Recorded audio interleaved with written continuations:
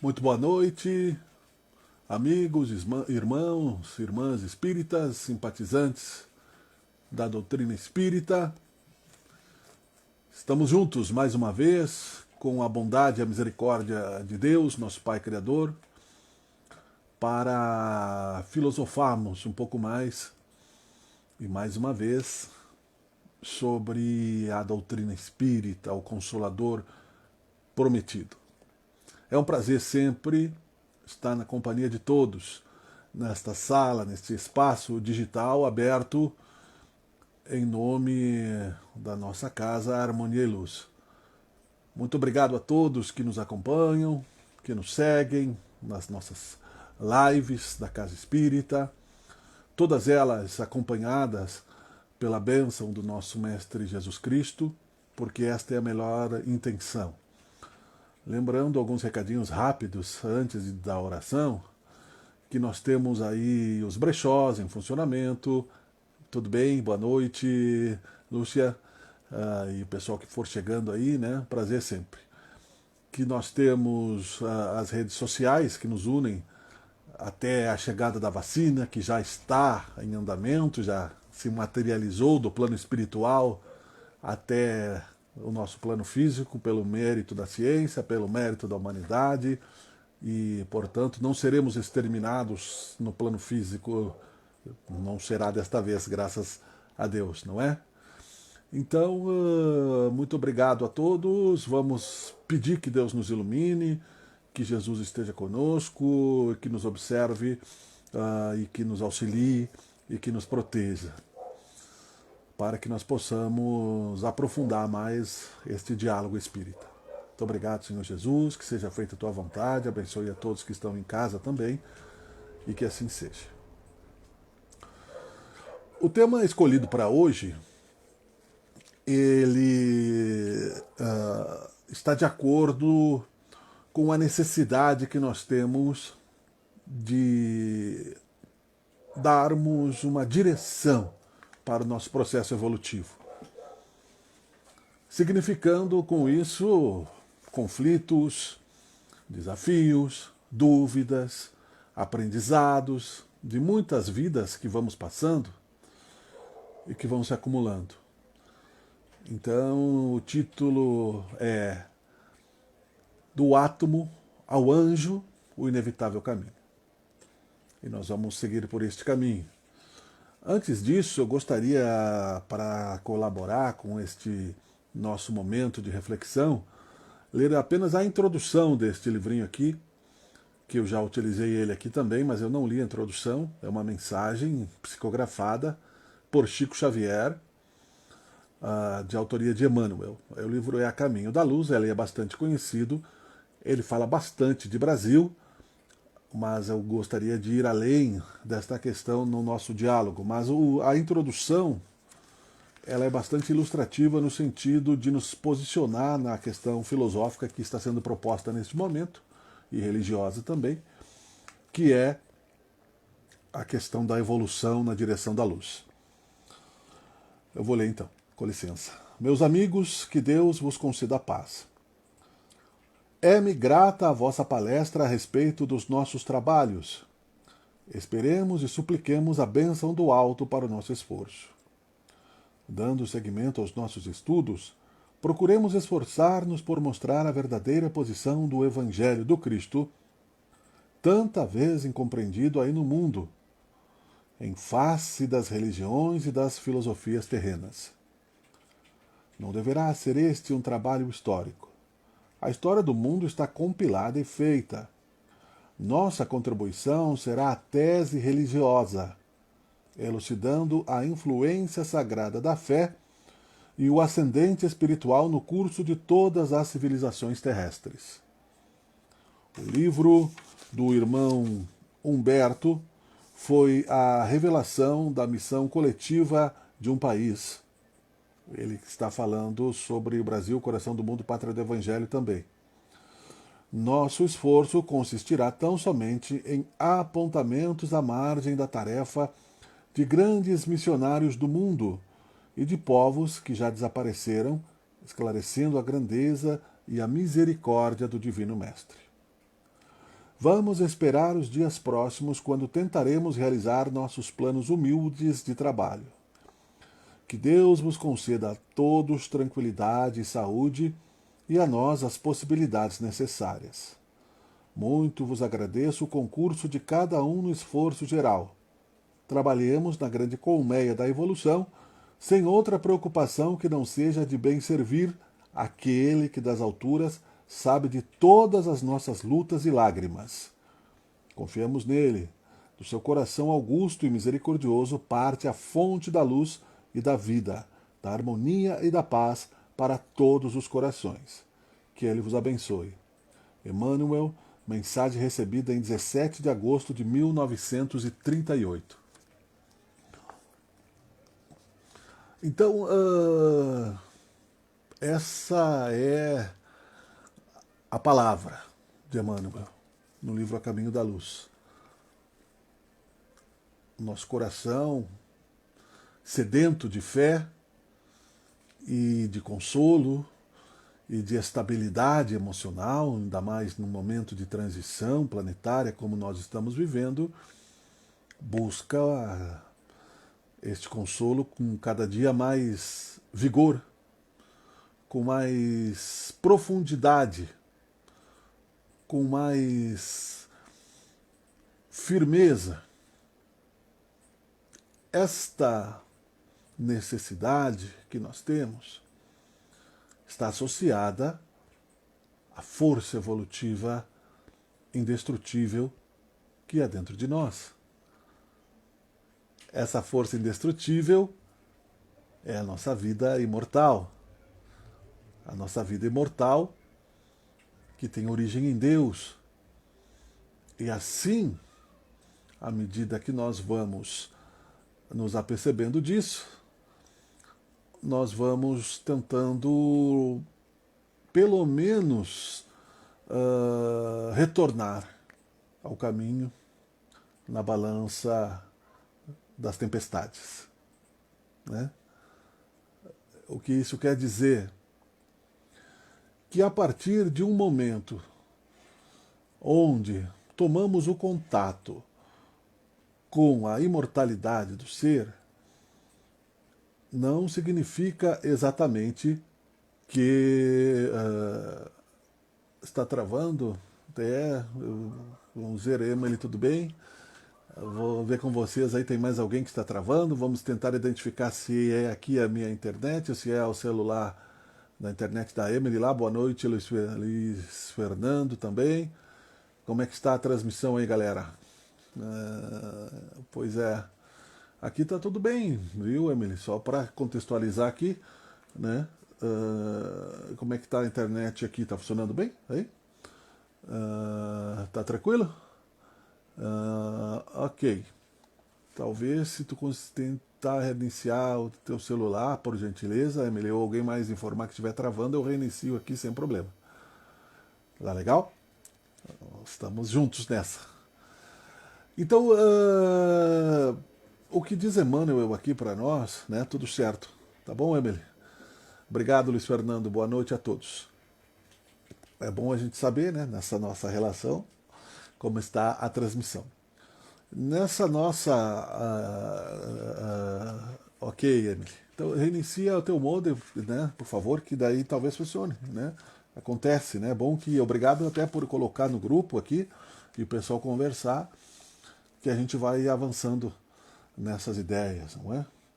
Então, bom, retomando a questão que está proposta, referenciada no livro A Caminho da Luz, aqui eu gostaria de citar justamente esta referência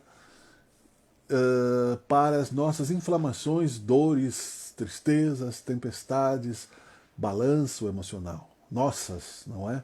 O contato com o Espiritismo, ele não nos santifica. Assim como nós encostássemos nas vestes de Jesus, receberíamos uma bênção. A tua fé te curou, ele falou para uma senhora que buscava o seu fluido, né, perfeito. Mas, porém, há um esforço evolutivo natural em todos nós. E isso independe da nossa vontade voluntária. independe do livre-arbítrio, quero dizer. O livre-arbítrio é uma questão de consciência individual, de responsabilidade individual, de desprendimento da coletividade de espíritos, para que nós possamos depois, em alguns momentos, né, em determinados desafios evolutivos que tenhamos, nos tornarmos co-criadores, a partir do ponto em que compreendemos exatamente o exercício perfeito do livre-arbítrio. Então, existem muitas questões interessantes que devem conviver conosco no exercício filosófico para pautarem as nossas decisões cotidianas. Desde o abrir os olhos e retornarmos ao corpo físico, até o momento de voltarmos ao plano espiritual, quando descansamos o corpo físico e nos desprendemos parcialmente do corpo físico, repito, né, redundantemente, mas sem a liberdade total, ligados pelo cordão de prata que nos mantém exilados no plano físico, que nos mantém no cárcere da matéria. E sabemos que não pode ser rompido este cordão de prata que nos liga ao espírito voluntariamente, que é uma determinação, é uma lei de Deus. Quando aceitamos isso, com mais convicção e força, também não teremos ainda pacificado totalmente nossos corações. Porque cada um tem as suas mazelas pessoais. Cada um tem os seus desafios reencarnatórios. Cada um tem os seus propósitos. E quando se fala do átomo ao anjo, e quando se fala que esta força que nos atrai para Deus, nos primeiros momentos da inconsciência do espírito que dorme nas primeiras moléculas da matéria em agregação, até a consciência e depois no processo de angelitude, nós não podemos morrer. E se não é responsabilidade nossa a origem da vida, que é de Deus, nós então temos que encontrar o significado dela. Porque se a origem da vida não é responsabilidade nossa, nós não nos autocriamos, isso é filosofia, nós não nos auto-multiplicamos, você não é proprietário do espírito dos filhos, você não tem poder sobre a vida de ninguém, nem da sua própria reprodução celular, porque vai chegar o momento que vai acabar o fluido vital e nós teremos que voltar para algum lugar que nós já sabemos que existe e que já é uma parte revelada do mistério da fé, o que muito nos agrada, né? Porque pensemos que se fôssemos aniquilados logo ali adiante, teríamos aí grande desespero ainda maior em tempos, como digo, de pandemia. Então também não somos responsáveis pela morte. Não podemos morrer. Nós não vamos morrer, nem que queiramos. Nem que sejamos reincidentes nas tentativas de aniquilar a consciência depois de obtê-la. Nós não vamos, em nenhum ponto da história da evolução, aniquilarmos o espírito criado por Deus. Então, isso nos traz uma questão bastante importante. Nada é complexo, ok? Porque quando Jesus disse buscai e achareis, significa que nossas potencialidades espirituais, as nossas sementes, estão prontas para isso. Quando fala do átomo ao anjo, quero dizer, filosoficamente, que tudo que Deus cria e se movimenta vai na sua direção. Ele permeia todas as coisas, sabemos disso. Mas há, inclusive na Gênese de Allan Kardec, essa questão da formação dos espíritos. Então nós dormimos na pedra, estamos lá inconscientes, né, na pedra, sonhamos no vegetal, nós nos movimentamos instintivamente nos reinos animais, tomamos a consciência no reino hominal, depois de passarmos aí pelo conhecimento das leis de Deus, vamos à direção, então, após a conquista do livre-arbítrio, após, né, a preparação, como se diz aí, né, a capacitação, passando do reino animal para o reino hominal, onde o espírito de grupo que mantém a coletividade dos grupos de animais vai segmentando as individualidades e dando consciência para cada uma delas, nós também passamos por isso, recebendo então a possibilidade de agirmos por vontade própria dentro de um livre-arbítrio relativo, de acordo com as leis de Deus, e aí a importância da dualidade, não é nisso? Do dia e da noite, do sim e do não, do claro e do escuro, das possibilidades de escolhas. Neste processo que leva milhares de anos, vamos avançando, mas jamais morrendo, sempre florescendo de uma casca para outra, não é? Para uma semente. Terminamos numa carcaça que se desprende pela acumulação molecular e pela força atômica que mantém essa vida para a manifestação, a ferramenta do espírito, que se desprende depois, quando este fluido proposto por Deus, que é o cimento da vida, o fluido universal que nos dá a possibilidade de carregarmos, né, massa bruta, fazemos com que a estrutura óssea se movimente, o simples movimento de um dedo, levantar de um braço, pernas, circulação sanguínea, movimentos celulares, até o desencarne, a desagregação atômica.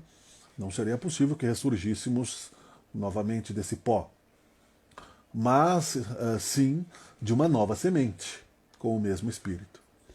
Eu gosto de fazer alguns cultivos e observo a natureza e aprendo com ela. Aprendi com uma árvore doente que tenho no quintal, e outras não estão, só aquela está, porque a sua posição solar é diferente das outras, que as suas folhas começaram a amarelar em pleno período de florescimento da fruta, de amadurecimento. E que as folhas caíram e o broto das plantinhas começou a secar. Primeiro eu já tinha observado que a folha ela faz um chapéuzinho assim e tapa aquela frutinha ali para que ela possa amadurecer, né? É uma árvore, é uma pocã. Depois, quando esse processo aconteceu, que as árvores começaram a secar e cair as folhas, ao estudar a questão, entendi que a árvore, quando se sente ameaçada a sua própria vida, ela mantém a água na raiz para que e deixa cair as folhas para que ela possa sobreviver àquele período que ela se sente ameaçada, que seria de dor, de sofrimento, ou por falta de nutrientes na terra, ou por falta de água, ou por excesso de sol, ou por alguma praga, para que depois ela possa, daquela mesma raiz, voltar a brotar e voltar a dar novos frutos. O que acontece conosco quando temos fé? Nos fechamos em nós para a reflexão. Porque se nos falta o ambiente exterior de virtudes, de bênçãos, o que significa? Nós vivemos num mundo de instabilidades, não é? Nós estamos enfrentando um vírus, nós estamos enfrentando problemas econômicos mundiais, nós estamos enfrentando a insegurança, porque tem irmãos em fase de evolução primitiva que não aprenderam a respeitar o próximo, então a vida em sociedade ainda no mundo de provas e expiações é bastante complexa nas questões de respeitar, né, de fazer ao teu semelhante o que dele tu gostaria de receber, que a tua felicidade vai até onde ela afeta, né, a liberdade do outro. Não há aí, há um processo de rebeldia primitiva ainda no planeta de provas e expiações, sob o comando desta força que nos leva ao infinito, que é Deus, à administração universal.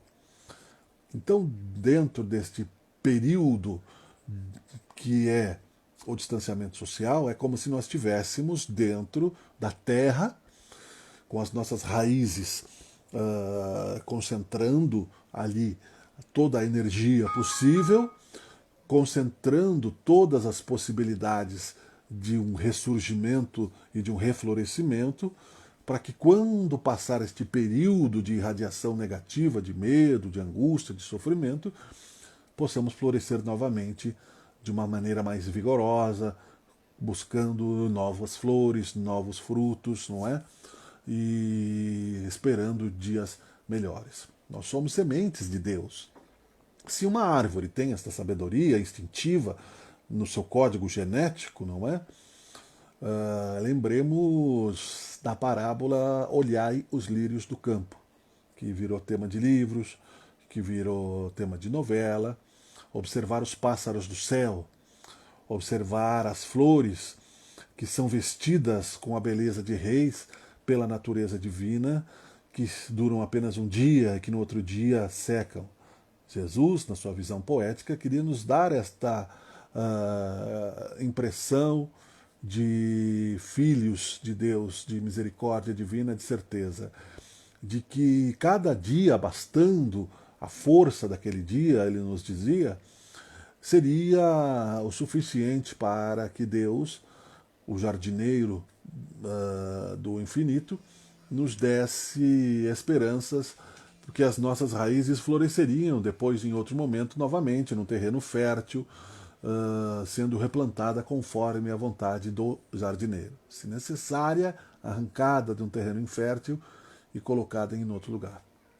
Se necessário, o nosso sofrimento temporário para que as nossas raízes se fortaleçam também é permitido para que nós possamos acumular na memória dos tempos a sabedoria divina que nos agrega felicidade, nos agrega experiência e nos agrega luz. Agora, o que é importante dizer nesse momento é até onde estamos iluminados por esta atração divina. Porque assim como nós temos as árvores frutíferas no jardim e no quintal, nós temos também as ervas daninhas, que são coordenadas e que são arrancadas pelo bom jardineiro, pelo que trabalha na seara, no jardim divino, que é o Jesus Cristo, que é o bem, que é a virtude e que é também a autocrítica que cada um faz sobre a sua etapa evolutiva. Quando a gente referencia que nós vamos do átomo ao anjo, e isso levará milhares de anos, significa que dentro deste processo nós já estamos bastante influenciados pela força de Deus, no processo que estamos vivendo agora, como simpatizantes da doutrina espírita, curiosos desta doutrina e buscadores desta verdade. Mas isso não significa que nós não possamos ter os nossos frutos secos pelo sol e que as nossas folhas caiam. A partir do momento de uma ameaça exterior que não nos mantenha firmes neste momento de expectativa. Inclusive, as árvores também morrem de doenças, não somente quando são arrancadas. E ali, logo ao lado, outras árvores semeadas estão verdes, estão em posições solares diferentes, estão cumprindo o seu papel natural. O que quer dizer o Espiritismo na sequência de Jesus Cristo é justamente isso. A necessidade constante de analisarmos qual é o nosso papel diante deste universo infinito. Eu já fui um átomo, ou vários átomos, depois aí nós nos associamos em moléculas, e depois no mineral, na pedra, onde sonhamos, e depois nos transformamos no vegetal, no animal, somos consciências temporariamente presas neste processo que é certamente determinação divina, que nos delimita, que nos dá o tanto quanto de liberdade que podemos ter e o tanto quanto de restrições podemos ter. Não somente do estado humano, do dar a César o que é de César, mas de dar a Deus o que é de Deus. A diferença é que Deus é confiável. A diferença é que ele é estável. Aliás, isso não é apenas uma reflexão religiosa do Espiritismo. Eu tenho aqui, está perto de mim aqui, parou em minhas mãos, um livro escrito em 1976 pelo Papa João Paulo II, quando ele era arcebispo da Polônia, o Karol Wojtyła, que é o conflito necessário.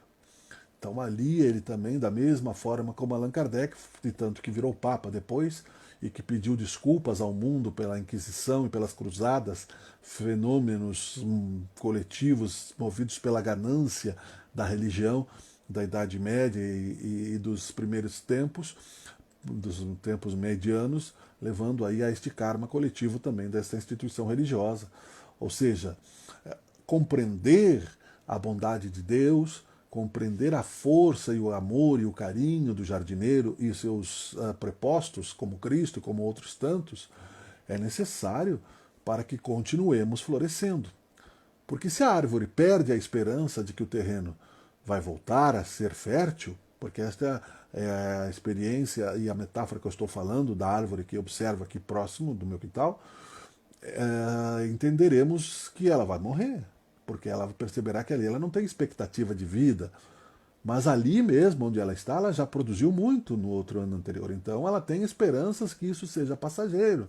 Esta força, esta inteligência, como disse antes, que faz com que ela, num período de dificuldade, concentre a sua raiz, para que depois ela possa voltar a florescer e servir, como disse Emmanuel aqui no livro, que é servir através dos seus frutos, né, o seu propósito de vida, até as árvores servem aos próximos, aos irmãos, servir através da fotossíntese, que nos planifica os pulmões através da oferta de oxigênio mais puro, servir através da sombra, servir através da semente, que pode também dar outros frutos, e dos nutrientes dos frutos que mantêm a vida física, né? Então, nesta perfeição de um simples movimento da natureza, nós encontramos o significado do caminho para a angelitude, que exige esforço pessoal.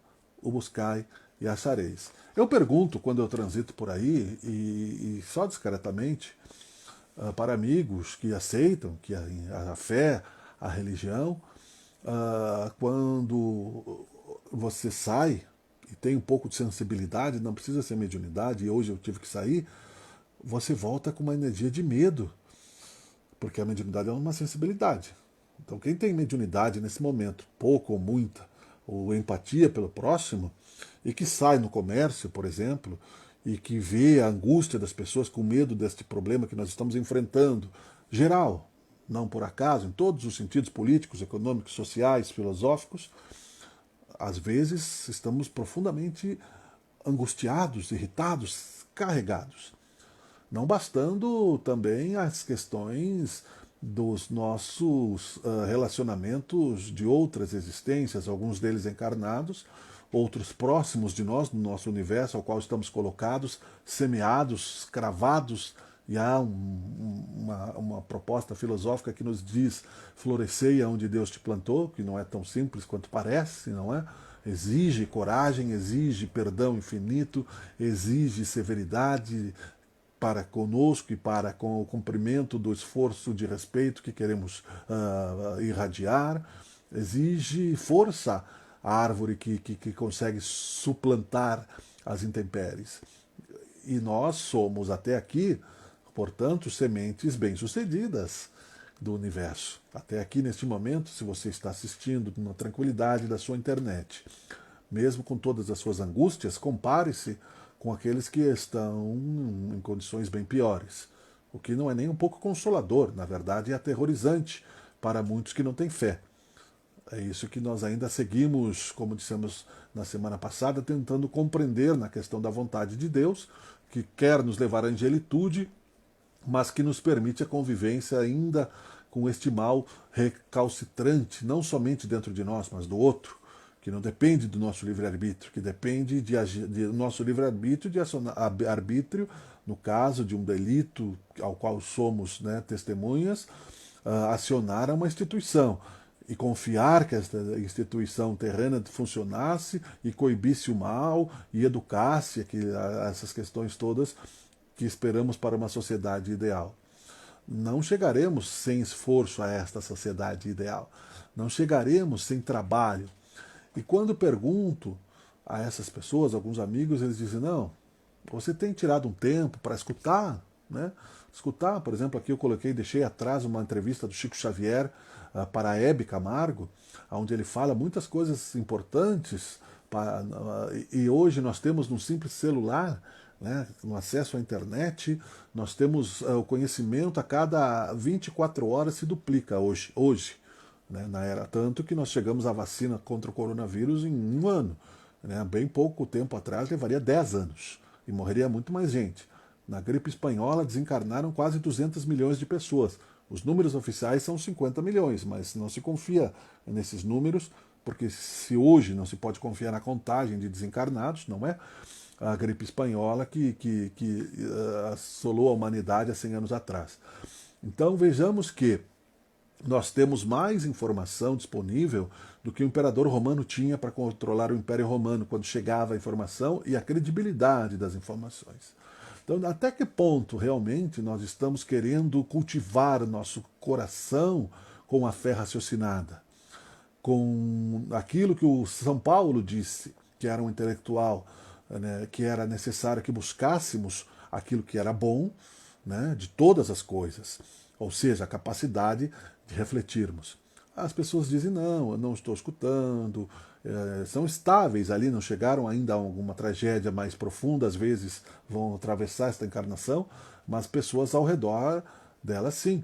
Às vezes caem na armadilha do falso Cristo, do falso profeta, né, do charlatão, do oportunista, daqueles que cobram pela mediunidade. Então há sim, né, quem tem mediunidade, um pouco de autoconhecimento, sabe, uma sensação de medo no ar, coletivo. Porque nós deveríamos, se não fosse a misericórdia de Jesus e um pouco de merecimento que conquistamos nesta data, desde 2019, estar vivendo uma hecatombe atômica. Ou seja, seria muito pior se nós estivéssemos simplesmente, né, visto os nossos familiares desaparecerem. Então a inteligência deste vírus, que é uma roleta russa, uns podem morrer e outros podem nem sentir que passaram por ele, está associada à mesma inteligência que é a resposta, que é a vacina, o antivírus, que é a mesma, vamos analisar junto com a tecnologia da computação, que é a cadeia genética.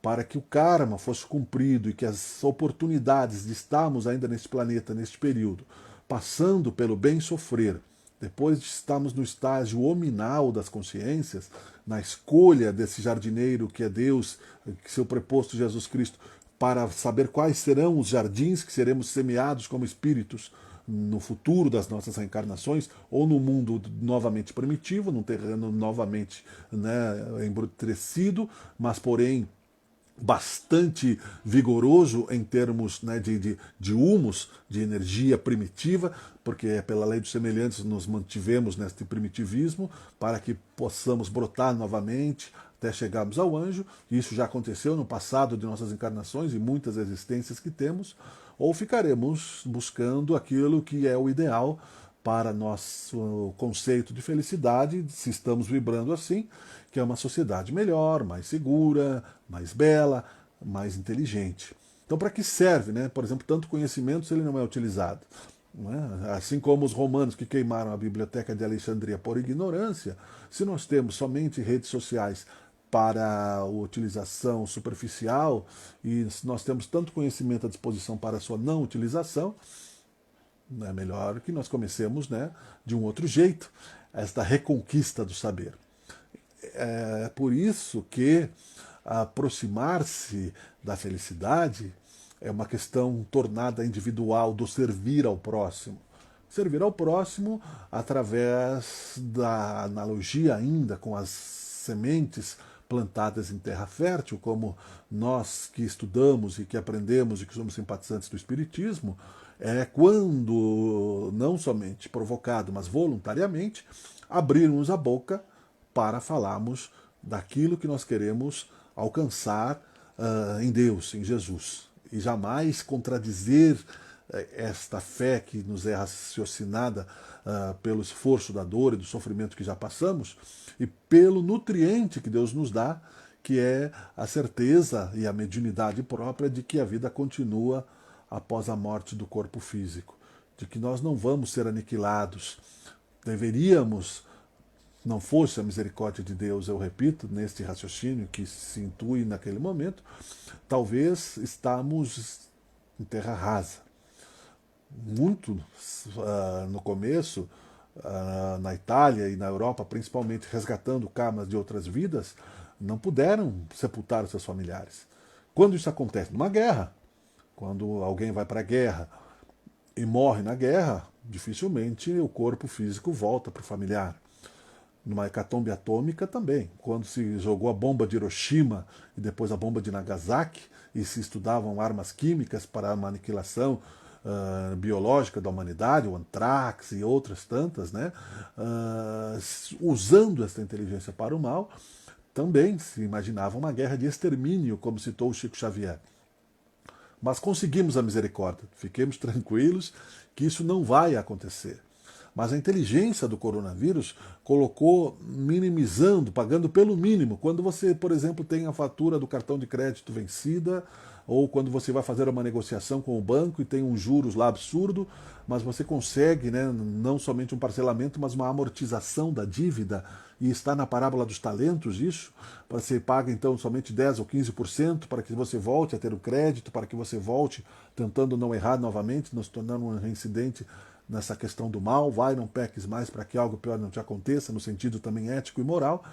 Também as energias, da forma mais inteligente que Deus nos deu como exemplo, estão postas no sentido de caminhar para a perfeição, do átomo ao anjo, o inevitável caminho. Tenho certeza que, mesmo que tenha sido uma escolha do plano espiritual nossa, no momento de reencarnarmos aqui para passarmos por esta pandemia, que tivemos alguma dúvida das nossas forças, porque o soldado se prepara bem para uma batalha, mas não sabe exatamente como será, entre aspas, né, o inimigo, os desafios que ele vai encontrar, as dificuldades desta batalha.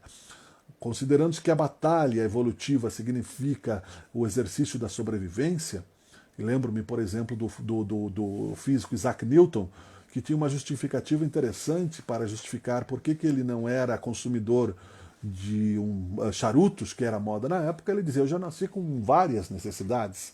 A necessidade de comer, de dormir, a necessidade de me manter vivo. Então eu não tenho mais o porquê adquirir uma nova necessidade ou um vício, né? Porque ele percebeu que se as necessidades naturais já são impostas, né, pela sobrevivência, qualquer outro tipo de necessidade seria uma falta de questão matemática da sobrevivência. Veja como ele era genial nessa questão, físico e matemático, né?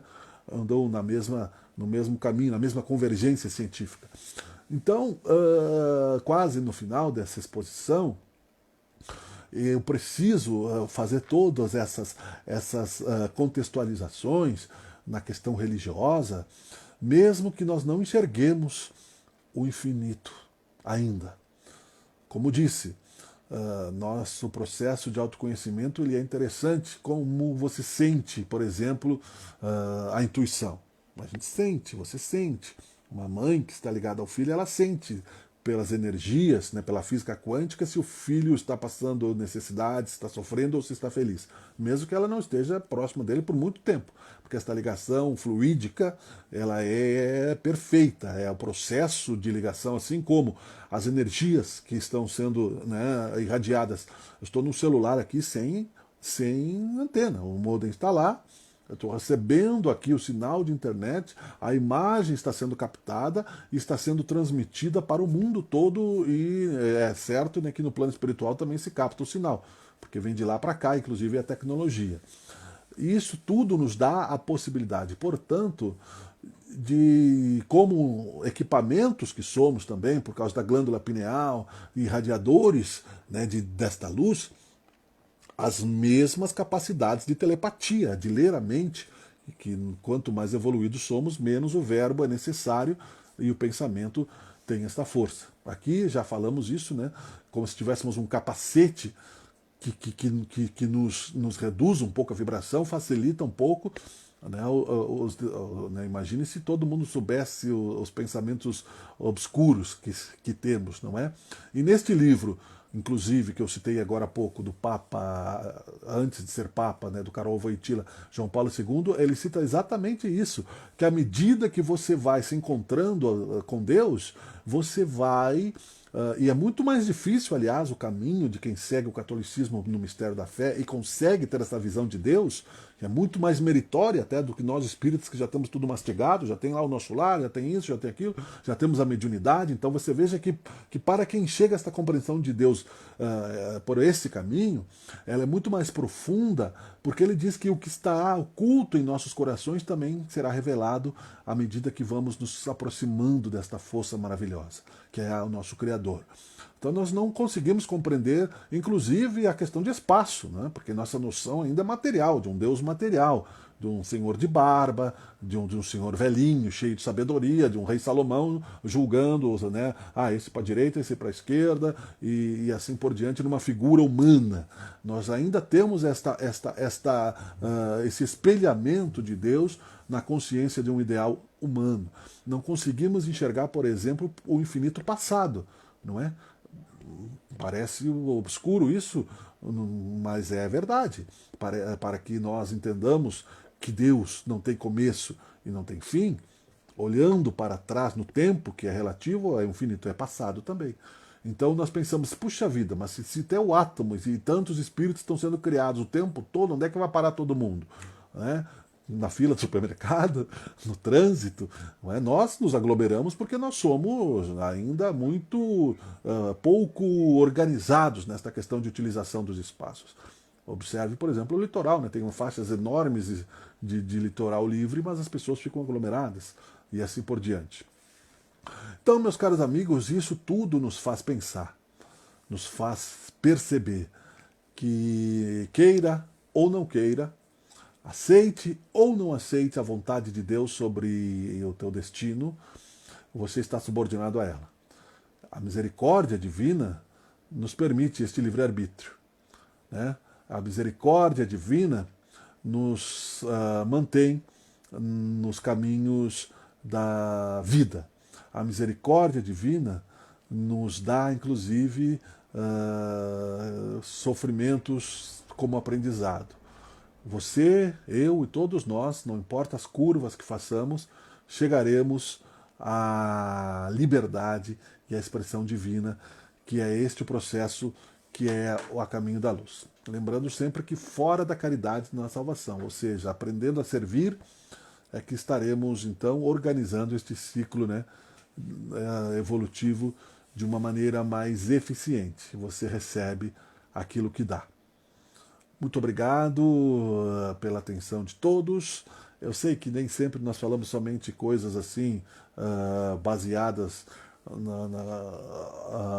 na tábula rasa da filosofia, mas é importante que pensemos sim nessas coisas e tentemos nos aproximar como criaturas do eu para o outro de uma maneira mais saudável, no sentido de que tudo isso está sobre o nosso subconsciente e também irradiando para as nossas decisões. É como a cauda do pavão. O leque que se abre de possibilidades filosóficas te dá opções de escolha. Então, neste momento, eu estou influenciado pela energia do medo e da energia do outro, porque eu visitei as pessoas, porque eu trabalho com o público, então eu recebi uma carga de energia, né? Até mesmo pela atração e pela mediunidade, porque o médium tem esse imã de atração, ele tem essa necessidade kármica de transmutação, como os gatos, por exemplo, então a gente acaba sendo um filtro.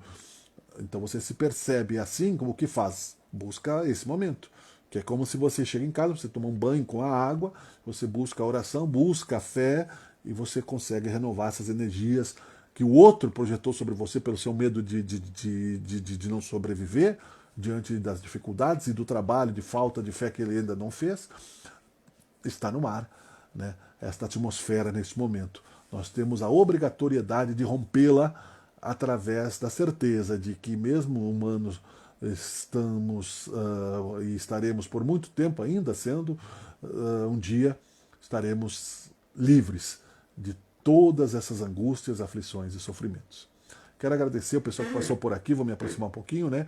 A Nilce Maria Pereira Soares, né, que compartilhou muitas vezes aqui, que legal, muito obrigado. Uma boa noite para você. Quem mais que esteve por aqui? A Emily, né? Melhorou a tua internet, né? Luiz Fernando Bernardo da Silva, né? A Lúcia Delfis e também todos, né? Que estarão aí no futuro também recompartilhando. Porque tenho dito aqui para o pessoal em outros momentos que quando a gente se fala em live é a oportunidade do momento. Mas lembremos, né, que isso é atemporal. Lembremos que Chico Xavier, por exemplo, que está atrás de mim aqui, conversou muito melhor e muito com mais profundidade do que eu, e obviamente não é, e as suas palavras não passarão. Jesus Cristo disse isso, então, na medida do possível, vamos do percentual de colaboração que se dá, esperemos, né, não somente agora, mas no futuro, em outros momentos, que sirva esta proposta de reflexão para estimular você, que está do outro lado, também a buscar a sua parte de conhecimento. O Espiritismo nos salva sem percebermos, porque você tem um freio natural, não é? Você tem, um abraço, Luiz Fernando, você tem, através das conquistas espirituais que você vai fazendo, decisões melhores, mesmo que infracionárias, né? Assim como você, por exemplo, que é motorista, sabe que o certo, quando você chega numa curva perigosa e está ali sinalizada, é tirar o pé do acelerador e colocar o pé no freio antes da curva e entrar na curva com prudência. Então isso significa a compreensão da lei de trânsito. Então se você tem, mesmo que você seja um motorista, né, que não tem todas as habilidades. Então assim é também com as tentações do caminho, assim é também com as tentações que você tem de vingança, de cólera, de luxúria, todos os tipos de delitos humanos já catalogados, que leva a você ao sofrimento posterior, porque aquilo que volta para você, aquilo que você irradiou, também é na questão que o Espiritismo nos traz. Você compreende essas questões. Quando você tiver uma curva perigosa no teu destino, você vai pensar, você vai tirar o pé do acelerador, você vai colocar o pé no freio, você vai entrar com cautela naquela decisão, você vai refletir, e isso vai garantir que você chegue aos seus objetivos, que saiamos desta encarnação melhor do que aqui entramos. Agora, se somos ansiosos, despreocupados, infiéis no sentido de cumprirmos com o nosso trabalho, mesmo que não seja perfeita aquela decisão, quando você está influenciado, mesmo que inconscientemente, porque você não esquece mais quando se abre a consciência para a imortalidade da alma, você, mesmo que não tome a decisão mais perfeita, ela será melhor, né? Vai ser melhor a cada dia e assim, né, a sua felicidade vai ganhando, né, contornos de melhoras e de cada dia mais possibilidades de ampliar-se e de radiar-se para o próximo, porque você vai podendo estar feliz, também dar e servir com felicidade, porque isso é da natureza dos filhos de Deus. Obrigado, queridos. Deus nos ilumine. Espero ter sido claro e compreensivo e espero que sejamos realmente unificados, né, por esse momento presente. Um abraço a todos, mais uma vez um abraço, Luiz Fernando aí. Palmas para você também pela paciência de nos escutar. Que a harmonia e luz que nos mantenha unidos. Logo estaremos na presença física, mas estaremos também continuando esse trabalho aí, conversando com o pessoal da casa para que a gente possa estar juntos, né? Lembre-se da sua água, a água da sua casa ficou fluida nesse momento, né? Peça a Deus que lhe passe um passe virtual, uma irradiação, e tenha certeza que mesmo que aparentemente impermeáveis nós estamos neste momento, devido à demora deste momento, estamos abençoados pela misericórdia de Deus, de Jesus e dos seus propósitos que nos trazem essa informação, inclusive, não é? Que é estamos pagando os nossos débitos kármicos coletivos como humanidade pelo mínimo. Se você foi cúmplice das cruzadas, se você foi cúmplice, né, da Inquisição, se você foi cúmplice da Segunda Guerra Mundial, se você foi cúmplice da crucificação de Cristo, do Império Romano, porque senão nós estaríamos, né, num plano melhor. Nós estamos agora como cúmplices da pandemia, resgatando isso, mas na certeza de que dias melhores virão. Boa noite a todos, muito obrigado. Até a próxima. Tchau, tchau.